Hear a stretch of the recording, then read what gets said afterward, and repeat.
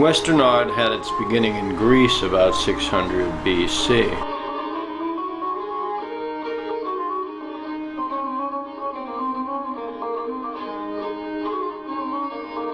The Greeks would refine it and the Romans would then copy it.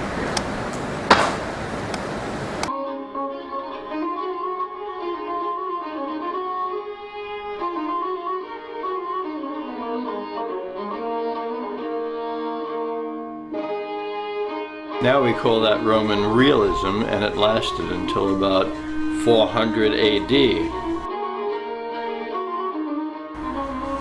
The Christian era that followed would bring straight noses, staring eyes, and the lack of emotion of Byzantine art. That lasted 1,000 years. It would take unusual people and circumstances to change that. Francis of Assisi was such a person, and the great basilica named for him was such a place. It's actually two churches, an upper and a lower. The upper church was decorated first. Francis was born in 1181. He would die in 1226. By 1228 he was made a saint and work started on the basilica. Francis's working life started in the military, but later he would experience visions that brought him to follow a path of generosity and poverty that emulated the teachings of Jesus. The Florentine painter Cimabue was among the first to paint in the upper church. His two crucifixion scenes were the first to express the passion and pain of that day. But his colors in the upper church peeled from the walls. Maybe his innovative use of lead white was to blame, or maybe he tried to cover too great an area per day. Francis rejected worldly goods and indicated this by denuding himself in front of the cathedral in Assisi. Cimabue's former apprentice Giotto di Bondone painted this and all 28 scenes of the St. Francis cycle. Pope Nicholas IV had requested the cycle, and Nicholas was the first Franciscan pope. Francis preached to Pope Hieronymus III.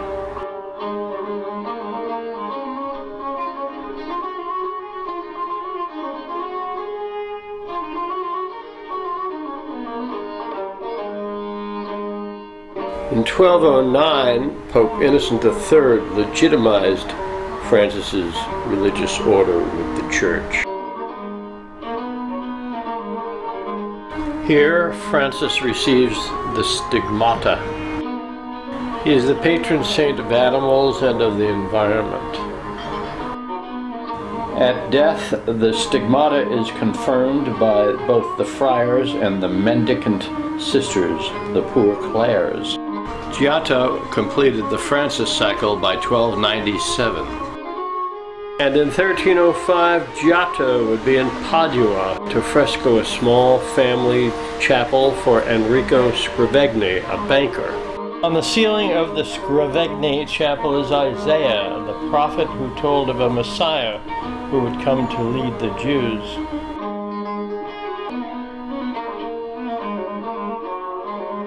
The cycle of paintings here tells of Jesus' life, starting with Joachim and Anne, who would become parents to the Virgin Mary. Here is the birth of Mary.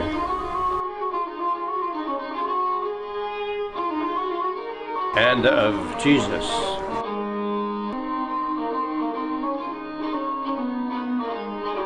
In 1305, Clement V was made Pope, and in 1309 he took the papacy to Avignon, France, at the desire of the French king. In Italy, church money for art would start to dry up.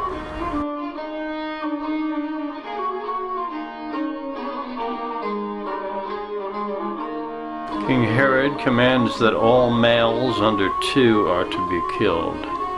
The expression of human emotion Giotto offers in the Scriabegni Chapel exceeds anything else of its time. The Byzantine era was now in the past.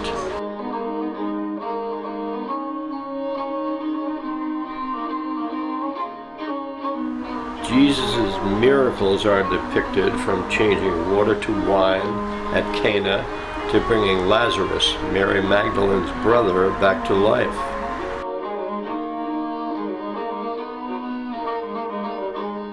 Jesus washes the feet of the disciples.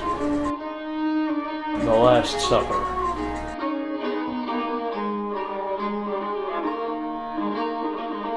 Jesus is mocked and beaten.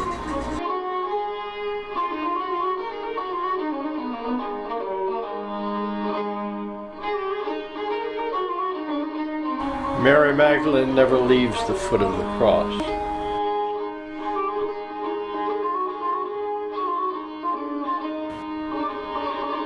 The angels weep for him.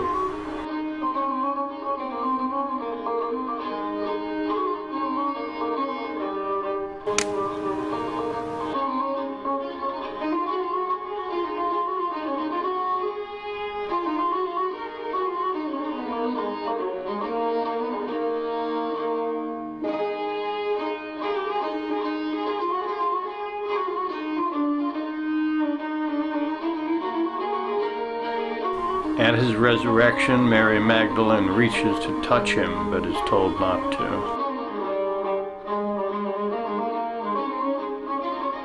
Giotto, in 1305, knew about facial expressions.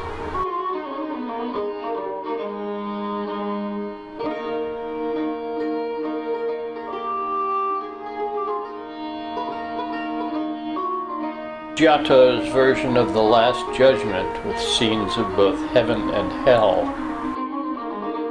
Dante revered Giotto in Purgatorio as the one who took the field from Cimabue.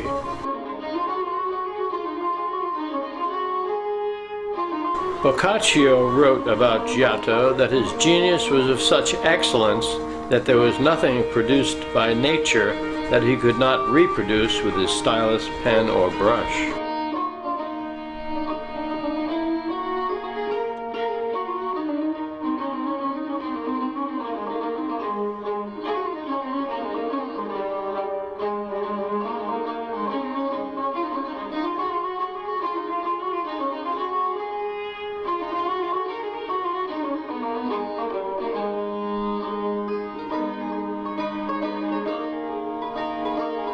Cimabue's La Maestà in Assisi's lower church dates from 1280. It fared much better than his upper church paintings.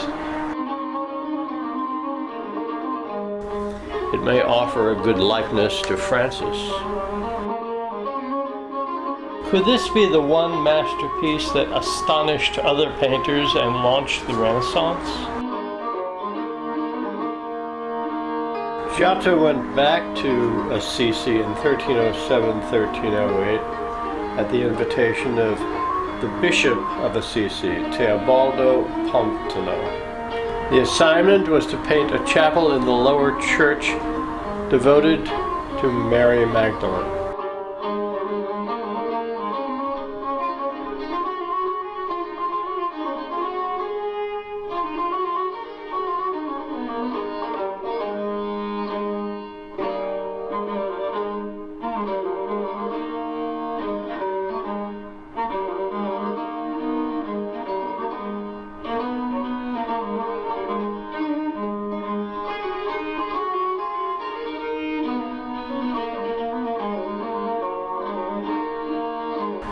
Mary Magdalene washes Jesus' feet with her tears and dries them with her hair.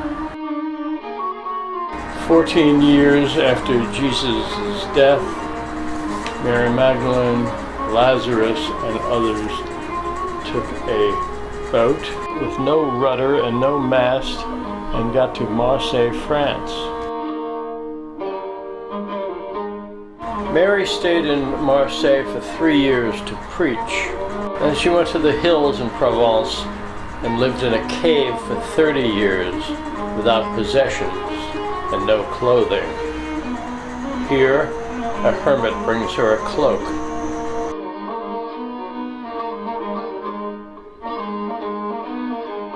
But perceptions change, and in the next century, the sculptor Donatello would portray Mary Magdalene like this.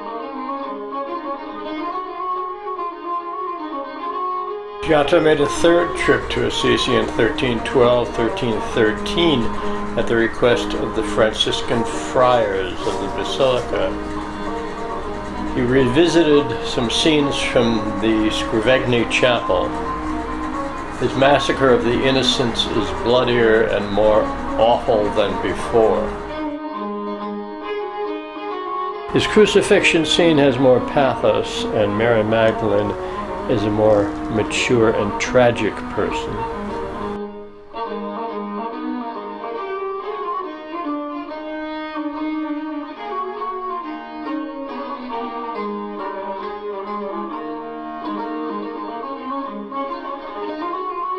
After 1310, Simone Martini would come to Assisi to paint the Chapel of St. Martin.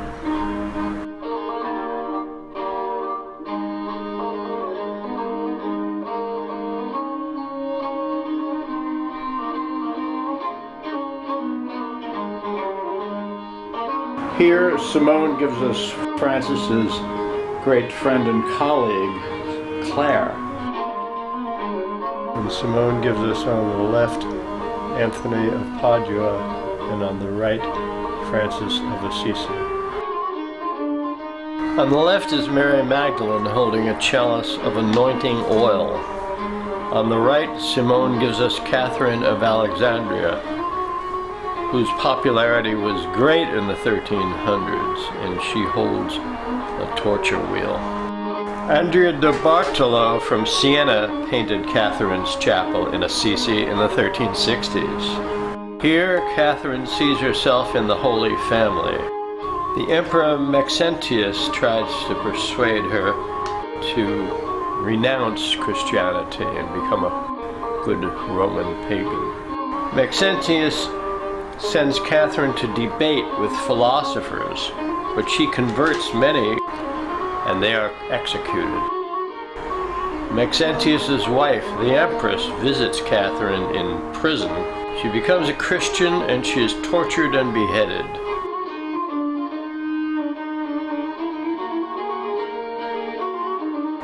Maxentius sentenced Catherine to be tied to a spiked wheel. It shatters at her touch. Maxentius had her beheaded.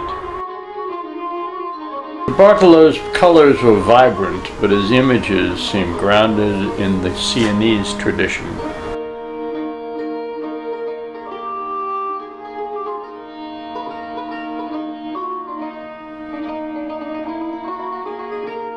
Pietro Lorenzetti came from Siena about 1315, much earlier than de Bartolo, and he had a very forward look.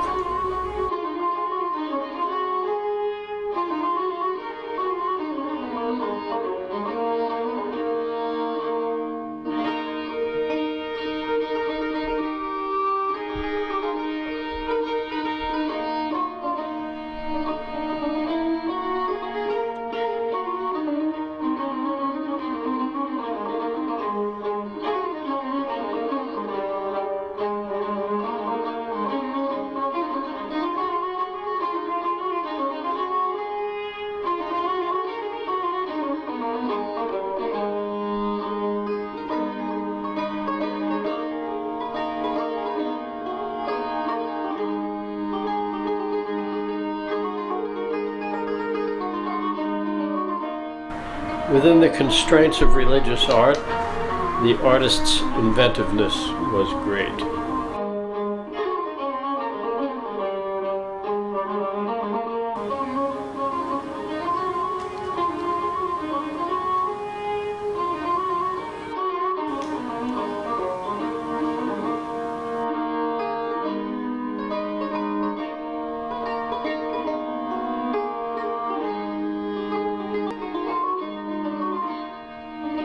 This ends the first chapter of artistic rebirth.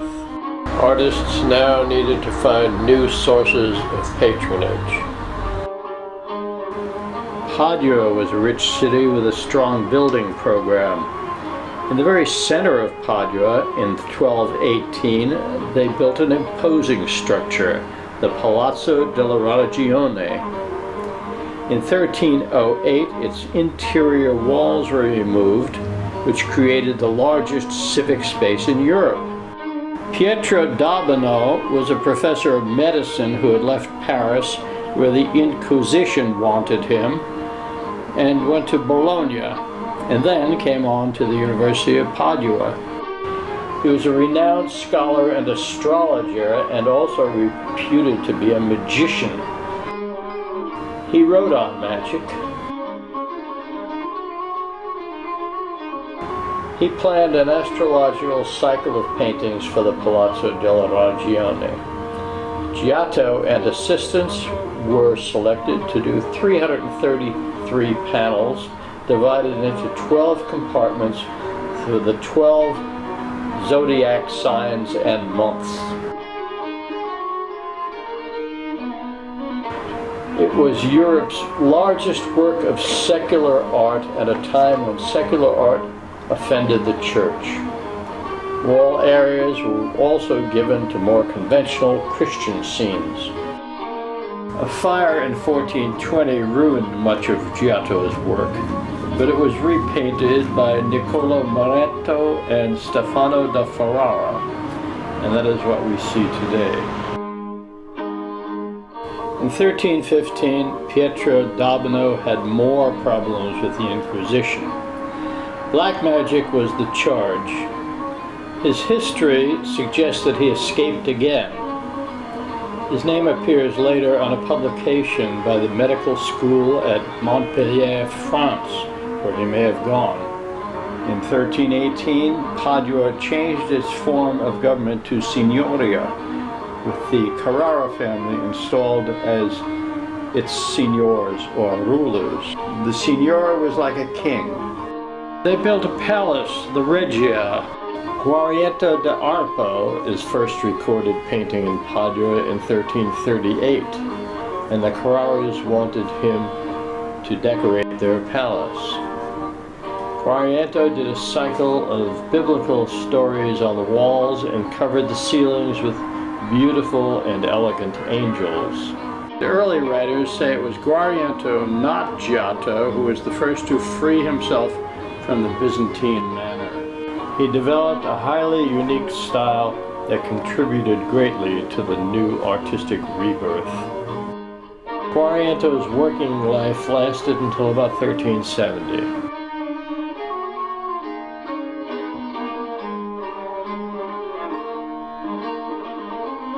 Giusto da Monabue was from Florence and painted from 1349 to 1390, mostly in Padua and Milan. Here we see Monabue's work in the baptistry of the Padua Cathedral, and the family and court of Francesco da Carrara gave him wonderful commissions.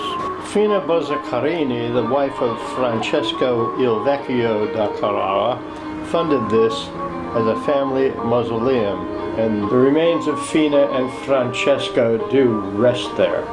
Here is Jesus working miracles with Francis Petrarch and his amanuensis, Lombardo della Seta, watching. Here is the destruction of Sodom and Gomorrah, displaying Monabue's talent for cityscapes. The Basilica of Anthony of Padua was begun in 1232, just after his death. It was completed in 1310, and chapels were added into the 1370s. Here, Monabue portrays Padua in the chapel of Luca Paludi in the Padua Basilica, Il Santo. In Il Santo's piazza is Donatello's statue of 1453, the Gattabalata. It's the first mounted statue of someone who is not a king, and the prototype for future equestrian statues throughout Europe. The chapel of San Giacomo in the Padron Basilica is dedicated to the Apostle James the Greater. It was painted by Altichiero da Zevio and Jacopo Avanzo from 1372 to 1379. There are many stories here. This one is about the magician Hermogene, who James frees of his demons.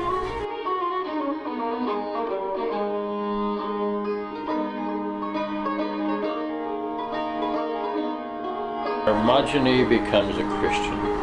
Altichiero invented the recognizable portrait and the self-portrait. Here he is with Francesco da Carrara on the right. In front are Francis Petrarch and his amanuensis Lombardo della Seta.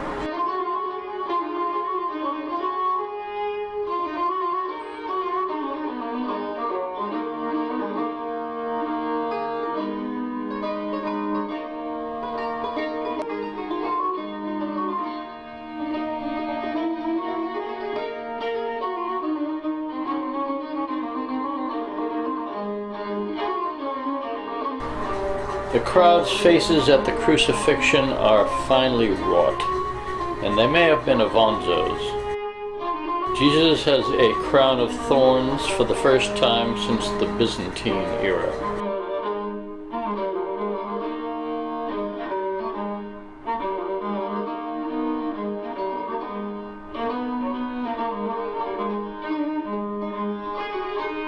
Donatello's contributions continued inside the basilica.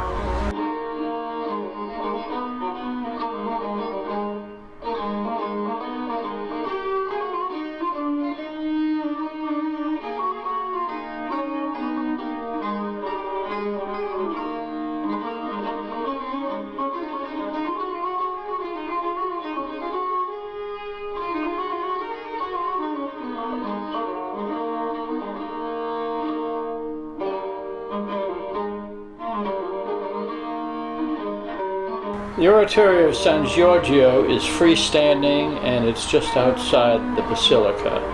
Altichiero painted here from 1379 to 1384. The stories are George and the Dragon,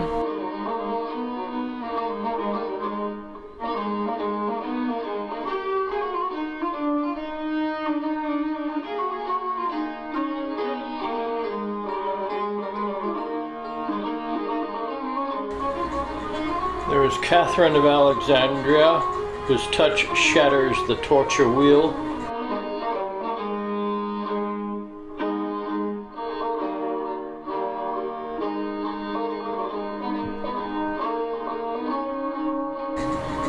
And of course the crucifixion, where Altichiero gives a face to Mary Magdalene's grief. Lucia of Syracuse was a beautiful, wealthy, and very young Christian woman who chose virginity over marriage. She planned to give heavily to the poor. The Carrara father and son watch her trial. The Diocletian persecution of 304 condemns Lucia to a brothel. But not even a team of oxen could move her to take her there.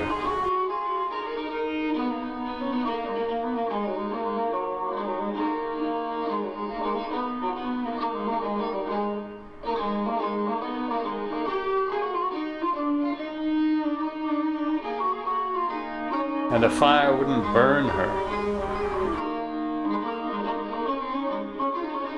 She was finally decapitated.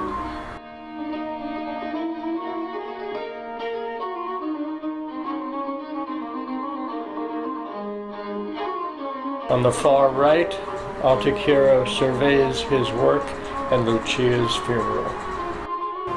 To commemorate a military victory over Pavia, Francesco Novello the Younger had medallions struck of himself and Francesco il Vecchio the Elder as Roman emperors. With these medallions, the return to Roman realism was brought full circle.